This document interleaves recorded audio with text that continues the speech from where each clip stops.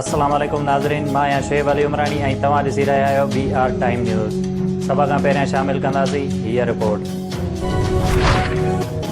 केर बि ग़लतफ़हमीअ में न रहे, कंहिं बि सूरत में इस्तीफ़ा न ॾींदुसि। आख़िरी बाल ताईं विढ़ंदुसि वज़ीर आज़म इमरान ख़ान जो ऐलान।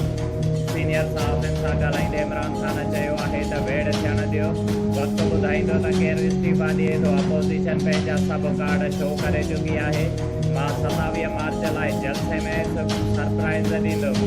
हुकूमत छॾण लाइ तयारु आहियां, पर हिननि खे इस्तीफ़ा न ॾींदुसि। केर बि ग़लतफ़हमीअ में न रहे त मां घर वेही रहंदुसि, शिकस्त न मञींदुसि। बिलावल भुट्टो ज़रदारीअ जी वज़ीर आज़म ते तनक़ीद, खेसि साबिक़ वज़ीर आज़म करार ॾेई छॾियो। जलसे खे ख़िताब कंदे बिलावल भुट्टो ज़रदारी चयो त सिलेक्टेड भॼणु चाहे थो, पर हिन खे भॼणु न ॾींदासीं। अंपायर जी आङुर बदिरां अंगूठे सां मुक़ाबिलो कंदासीं। मां पहिरें ॾींहं खां ई सिलेक्टेड ऐं कठपुतलीअ जो मुक़ाबिलो करे रहियो आहियां। इमरान ड्रिजणो इंसानु आहे, बेइतमादी रिथ खे मुंहुं ॾियण बदिरां कोए वांगुरु भॼी रहियो आहे। इत्तिहादी गॾु हलणु नथा चाहिनि। वज़ीर आज़म इमरान ख़ान खे PTI जे सियासी कमेटी आगाह करे छॾियो। वज़ीर आज़म जी सदारत हेठि PTI जे सियासी कमेटीअ जो इजलास में वफ़ाक़ी वज़ीर परवेज़ खटक, असद उमर, शेख रशीद ऐं फवाद चौधरीअ जी शिरकत।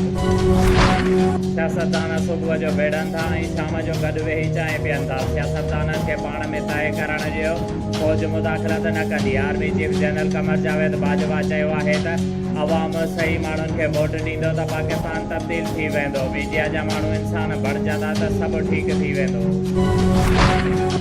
नून लीग लाहौर खां निकिरंदड़ महांगाई ख़तमु करण जी मार्च जी तारीख़ तब्दील करे। मार्च हाणे 24 बदिरां 26 ते लाहौर खां इस्लामाबाद लाइ रवानो थींदो। शहबाज़ शरीफ़ जी सदारत हेठि थियल इजलास में मार्च जी तारीख़ तब्दील करण जो फ़ैसिलो कयो वियो। मार्च 26 मार्च ते लाहौर जे मॉडल टाउन मां निकिरंदो।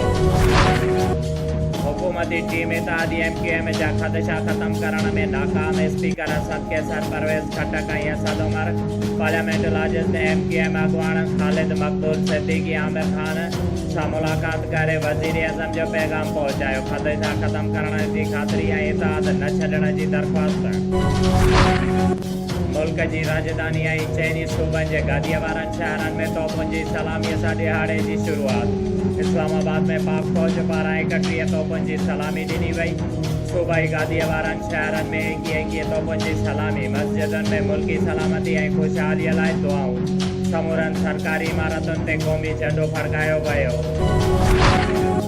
23 मार्च पाकिस्तान जे ॾिहाड़े जे हवाले सां पूरे मुल्क जीअं नवाबशाह में बि मुख़्तलिफ़ सियासी समाजी तंज़ीमुनि पारां रैलियूं कढियूं वयूं। जनाज़ा सिलसिले में पाकिस्तान ज़िंदाबाद मूवमेंट पारां मोहम्मद अफ़ज़ल, ज़ुबैर अहमद कुरैशी ऐं ॿियनि जी अॻुवाणीअ में रैली कढी वई। नवाबशाह प्रेस क्लब ॿाहिरां कैंप क़ाइमु कई वई। जॾहिं त तालीम खाते शहीद बेनज़ीर आबाद पारां मीर ख़ान ज़रदारी, कुर्बान राहू, दीन मोहम्मद पठान, दानिश इक़बाल, सोशल वेलफेयर शहीद बेनज़ीर आबाद पारां साबिर कुरैशी, हाजी अब्दुल रहमान ख़ास कैली, शियालमाई काउंसिल ऐं पाकिस्तान नवाबशाह पारां ज़वार मोहम्मद हुसैन चांडियो, मौलाना किफ़ायत हुसैन करीमी, मौलाना अता हुसैन चांडियो, मौलाना मोहम्मद आलिम मरी, सैयद जाफ़र अली शाह पारां गुलाम हैदर मेमण, बशीर अहमद बलोच, मोहम्मद अकरम आरई, समाजी तंज़ीम आल ह्यूमन राइट्स स्पोर्ट्स सोसाइटी पारां मोहम्मद वसीम, विकी मैडम शकीला, मैडम फरज़ान ऐं ॿियनि पारां मुख़्तलिफ़ हंधनि खां रैलियूं कढी नवाबशाह प्रेस क्लब पहुता।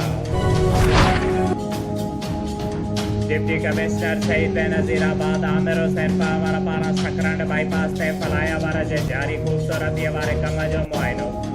बेनज़ीर भुट्टो फ्लाईओवर ते पेंटिंग समेत जारी ख़ूबसूरती जे कम जो जाइज़ो वरितो।